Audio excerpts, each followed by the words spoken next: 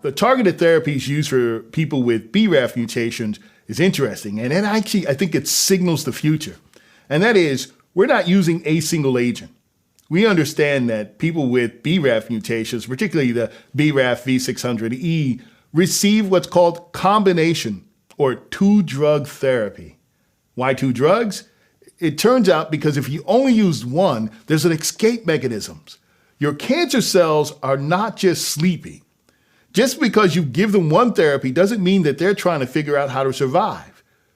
BRAF is an example of what is going to happen in the future because we know that it takes two drugs, commonly something called daraxonib and trametinib, that actually we use them both at the same time because we know that the daraxonib, when it actually acts, you actually have the escape mechanism that's being active. You now come in with the trametinib and ultimately you have success.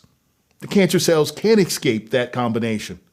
In fact, there are other combinations that are going to be coming down the pike, meaning use of molecular targeted therapies, as we've talked about, in combinations with, believe it or not, immunotherapies. There's a wonderful area of research, and BRAF has actually set the stage for what we think will be the future of medicine. And that is, instead of using single targeted therapies or single drugs, we'll be using them combinations. Now, people wonder, well, doc, if one drug can have side effects, will two drugs have even more side effects? In fact, that's what the clinical trials were designed to actually evaluate. We understand that just like single drug therapy, combination therapy will ultimately also have side effects. But like all things, that's why we're monitoring and have constant conversation with you and your doc. The truth of the matter is BRAF is just one example, that BRAF mutation, of how medicine is actually changing and how ultimately I believe that this will become more of a standard approach than it is now, but an incredibly effective approach.